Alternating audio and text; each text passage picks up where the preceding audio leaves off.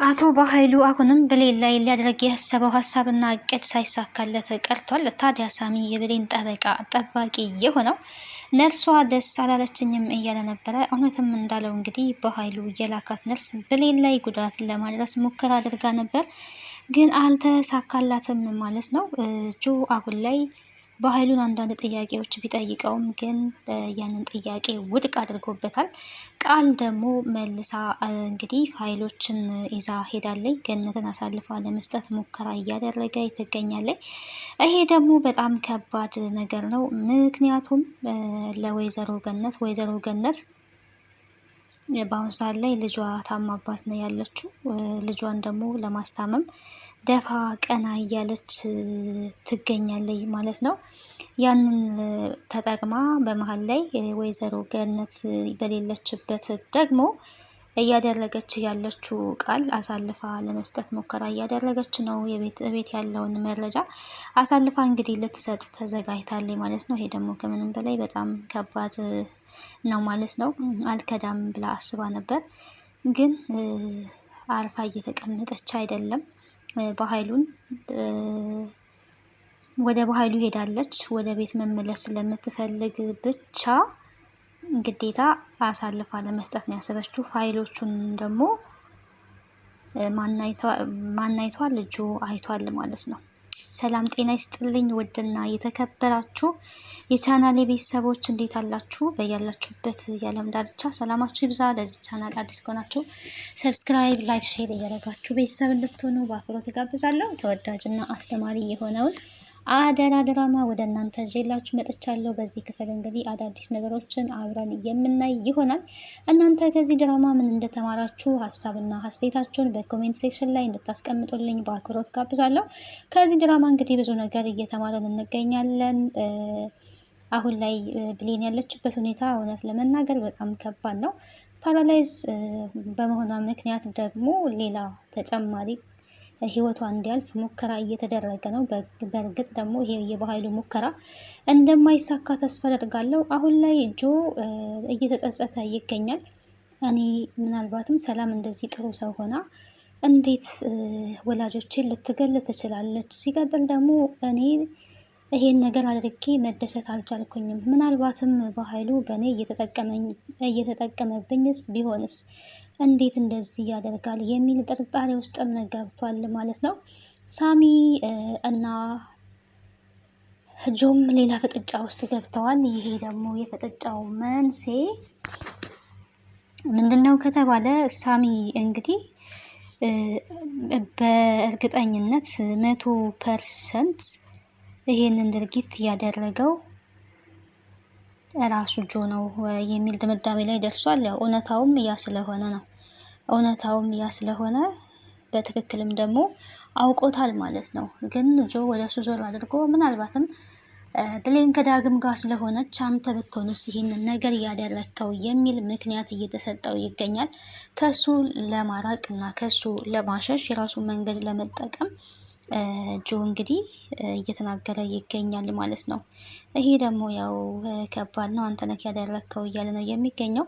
ብሌን ወደ ቤት መመለስ እንዳለባት ዶክተሮቹ ተናግረዋል። የመጨረሻ ምርመራ ተደርጎላት ቤት ሄዳ ቤቷ ሆና ክትትል እንድታደርግ ነው የታዘዘው ማለት ነው። ሳሚ ደግሞ ከጆ ጋር ሌላ ፍጥጫ ውስጥ የገባበት ምክንያት አንተ ነህ ለመግደል ሙከራ ያደረግከው፣ እንደዚህ ጉዳት እንዲደርስባት ያደረግከው አንተ ስለሆንክ፣ ስለዚህ አንተ እገልሃለሁ፣ በብሌን መጥተህብኝ አልተውህም እያለ እየፎከረበት ይገኛል።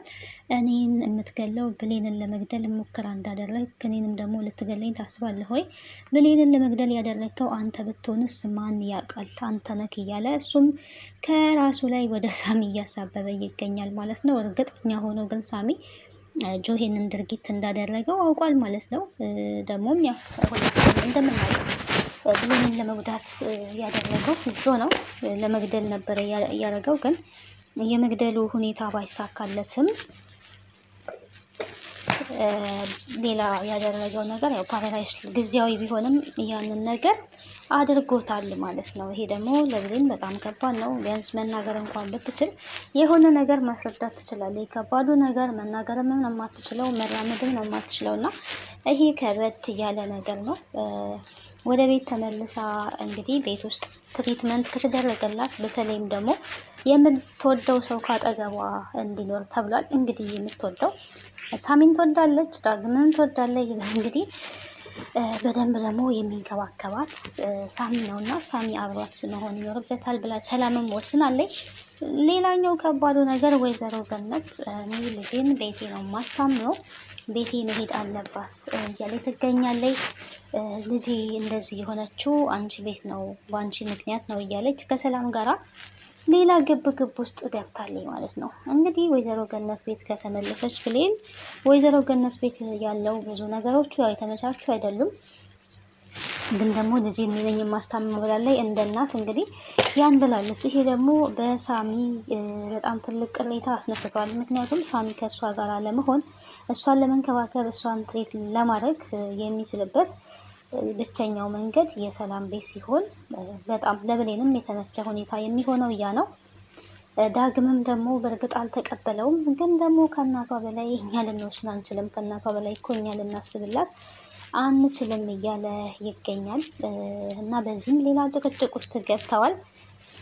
ዳግምም ታዲያ ይህን ድርጊት ደግሞ እያደረገው ሳሚ ሊሆን ይችላል። ምናልባትም እኮ እሷ እኔን እሺ ስላለች ሊበቀላት ፈልጎ ሊሆን ይችላል እያለ ነገሮችን ውስብስብ አድርጎታል ማለት ነው። በእርግጥ ሳሚ የብሌን ንጹሕ አፍቃሪ ነው። ብሌንን ለመጠበቅ የሚለፋ እንጂ ብሌን ላይ ጉዳት ለማድረስ የሚለፋ አይደለም። አንዳንዴ እንግዲህ ሰዎች መልካም ድርጊትን ሲያደርጉ ያንን መልካምነታቸውን ውድቅ የሚያደርግባቸው በጥርጣሬ በሌላ መንገድ ብቻ ብዙ ልክ ሳሚ ላይ እያየ ነው እንዳለ ሳሚ ብሌንን ለማትረፍ ብሌንን ለማዳን የማይጥረው ጥረት የለም። ግን ደግሞ እሱ እንደዚህ ስሜታዊ ሆኖ በሚናገር ሰዓት የእሱን ሀሳብ አብዛኞቹ አይደግፉም። ሁሉም ተቃዋሚ ሆነዋል። ይሄን ድርጊት ያደረገውም እንኳን እጆ ነው እያለ እሱ ሲናገር እምነት ሊያገኝ አልቻለም። ይልቁኑ ወደ እሱን የዞረበት ዳግምም ጭምር ምናልባት እሱስ ቢሆን ይሄንን ድርጊት ያደረገው እንዴት ላምነው እችላለሁ? ከዚህ በኋላ ክትትል ማድረግ ያለብኝ ሳሚ ላይ ነው ብሏል። ልጁ ራሱን ነፃ ለማውጣት እየሸለበ ይገኛል ማለት ነው። ግን ቢዘገይም እውነት እንግዲህ እውነት ነው። ሁሌም ቢሆን እውነትን ደብቆ ማስቀረት ለማንም አይቻልም። እውነት ቀጭን ናት፣ ግን ደግሞ አትበጠስም የሚባል አባባል አለ። እውነት ሁሌም እውነት ነው። ውሸትን ቢደጋገምና እውነት ቢመስል እንኳን እውነት ሊሆን አይችልም። ሜቢ ሊመስል ይችል ይሆናል ለጊዜው፣ ግን ደግሞ ውሸት ያው ውሸት ነው። እውነት ደግሞ ሁሌም እውነት ናትና ያ እውነቱ ጊዜውን ጠብቆ መውጣቱ የማይቀር ነገር ነው።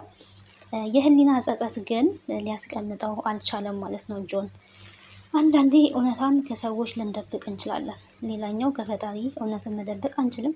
ሲቀጥል ደግሞ ከፈጣሪ በታች ህሊና ዳኛ ነው ይባላል እና ያ ህሊና ይዳኛል ማለት ነው። ክፉ በሚሰሩ ሰዎች ላይ ህሊናቸው ሁሌም ሰላም ያሳጣቸዋል፣ እረፍት ያሳጣቸዋል። ብሌን አሳዝነዋለች ኦልሬዲ። ምናልባትም ንጹህ ሰዎችን ሊሆን ይችላል እየጎዳው ያለውት በኃይሉ እየተጠቀመብኝ ቢሆንስ ብሏል። ጥያቄዎችንም ለመጠየቅ ሞክሯል። በኃይሉ በእርግጥ እንደምናውቀው ነገሮችን ማስመሰል ስለሚችልበት ቶሎ መቀየር ስለሚችልበት እህቱ ላይ ደምድሟል፣ ሰላም ላይ ማለት ነው። የወላጆች ነፍሰ ገዳይ እህቴ ናት፣ ሰላም ናት። እኔም እኮ እህቴ እንደዚህ ባታደርግ ደስ ይለኝ ነበረ። ነገር ግን ይሄን ድርጊት ያደረገችው እሷ ናት። ለንብረት ብላ እኔ ታላቅ ወንድሟ እያለው አባቷን እንኳን አባታችን የገደለችው እሷ ናት እያለ እንግዲህ የሌለ ታሪክ እየፈጠረ ነው የሚናገረው። አሁን ላይ ሰላም ጥሩ ሰው መስላ ብትታይህም እንኳን ግን ጥሩ ሰው አይደለችም። እሷ የበፊቱን ያርሳላትን በጣም አረመኔና ጨካኝ ናት ብለው እንግዲህ በኃይሉ የራሱን ጭካኔ የራሱን አረመኔነት ወደ እህቱ አላፏል። እንግዲህ ጆ ሰላም ሲመለከታት በጣም ስፍስፍ ያለች ናት። ሰላም እንግዲህ ጆ ራሱ ትክክለኛ እንግዲህ የበኃይሉ ልጅ መስሏት ልጄ እያለች ያው የወንድሟ ልጅ እንደ ልጇ አይደለ አክስት ናትና እውነት መስሏት እንግዲህ እንደዛ ተቀብላለች። የእሱ መውጣት መግባት፣ የእሱ መከፋት፣ የእሱ ሪያክሽን እያንዳንዱን ነገር በደንብ እየተመለከተች እሱን እየተንከባከበች ነው ያለችው። ይሄ ደግሞ ለሱ ትልቅ ጥያቄን ፈጥሮበታል። ሰላም እኮ አይደለም ሰውን ለመግደል ሰውን እንኳን ተናግራ ማስቀየም የማትችል ሴት ናት። እንዴት ሆኖ የኔ ወላጆች ልትገል ትችላለች የሚል ጥያቄ ተፈጥሮበታል። ሰው ነውና ይህን ጥያቄም ደግሞ እንግዲህ ሄዶ ለበኃይሉ ነግሮታል። ብሌን ላይ ያደረገው ነገርም እየጸጸተው እንደሆነ እየተናገረ ነበረ። እሱ በደንብ እምነት እንዲኖረው ግን ልታምነኝ ይገባል ብሎ የሌለ ታሪክ እየፈጠረ ያው ሲነግረው ነበረ። ግን ደግሞ ያው ከቃል ጋር ፊት ለፊት እዛ ተገናኝተዋል። ደስታችንን እናክብር በማለት እየጠጡ ነበረ። ይሄ አሁን ላይ የምንጠጣው ማሟሟቂያ ነው። በቀጣይ ደግሞ ማታ ላይ በደንብ አድርገን ደስታችንን እናከብራለን፣ እንጠጣለን እያሉ ነው የሚገኙት እና እንግዲህ የክፋት ደስታ ሰዎች አንዳንድ ሰዎች የሚደሰቱት ሰዎች ላይ ጉዳት በማድረስ ሰዎችን በመግደል ሰዎችን እንደዚህ ልክ ብሌንን እንዳደረጉት ከጤናቸው ላይ እክል በማድረስ እነዚህ ነገሮችን በማድረግ እንግዲህ ይሄ ደስታ ነው፣ ይሄ ድል ነው ብለው እንግዲህ ድላቸውን እያከበሩ ይገኛሉ። ይሄ ነገር እንግዲህ እስከ መቼ ሊሄድ ይችላል ከተባለ ያው እውነቱ እስከሚወጣ ድረስ ነው። በኃይሉ ደግሞ ሰው ጋር ደውሎ እንግዲህ ነርስ መስላ ገብታ ብሌን ላይ ጉዳት የምታደርስ ሰው አዘጋጅቷል። ብሌን ፓራላይዝ ሆና ብቻ መቅረት የለባትም፣ እቺን ዓለም መሰናበት አለባት። እሱ ደግሞ መሆን ያለበት ዛሬውኑ ነው ብሏል ማለት ነው። የት ሆስፒታል እንዳለች ጠይቆታል ጆን። ሄጄ ምናልባት ብጠይቃት ብዬ ነው ወይ ሄጄ ልጠይቃት ወይ እያለ ያለችበት ሆስፒታል ሲነገረው እንግዲህ ወዲያው ነው በሀሳብ ሄደው ብሌን ለህይወት መትረፍ የለባትም ነው ሲል የነበረው። እንግዲህ ነርስ መስላ ገብታ መድኃኒት ሰጥታ እንድትገላት አድርጓል። ነርሷ ሄዳ እንግዲህ ስራዋን በአግባቡ ለመፈጸም ሙከራ እያደረገች ትገኛለች። ከዛ በፊት ግን ቃልና ጆ እንግዲህ ለሁለተኛ ጊዜ በበኃይሉ ቢሮ ተገናኝተዋል ማለት ነው። ከዚህ በፊት ጆ እና ቃል መንገድ ላይ ተገናኝተው ያው እንደ ማንኛውም ወጣት ሲለካከፉ ነበር ነው የሚባለው። እንግዲህ በጣም ትኩረት ስባ ቃል በጣም ተናዳ በምትወጣበት ሰዓት ከዚህ በፊት ካስታወሳችሁ ባለፈው ፓርት ላይ ማለት ነው ቃል በጣም ተናዳ ከዳግም ተጣልታ በምትወጣበት ሰዓት ላይ ጆ መንገድ ላይ አግኝቷን ነበረ። በጣም ተናዳና እየተሰጫጨች ነበረ ስትሄድ የነበረው። እንግዲህ ያኔ ደግሞ የእሷ መናደድ እሱ እንኳን ስልክ እያወራ ባለበት ከባህሉ ጋር በጣም ትኩረት ስቦት ነበረ። እንግዲህ ውበት እንደ ተመልካቹ ነው የሚባለው እና የቃል ንዴት እሱን ማርኮታል፣ እሱን ስቦታል። ሲቀጥል አይኖቿን ሲያይ ልክ አይኖቿ እንደ እናቴ አይኖች ይመስላሉ።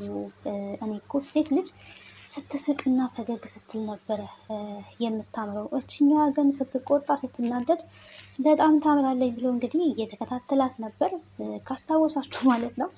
እሷም ደግሞ ያው ስትለፈልፍ ነበረ። ጉዳለ ደርስብኝ ነው ያው ሴትነት ጥቃት ይደርስብኛል ብላ በመፍራት ለምን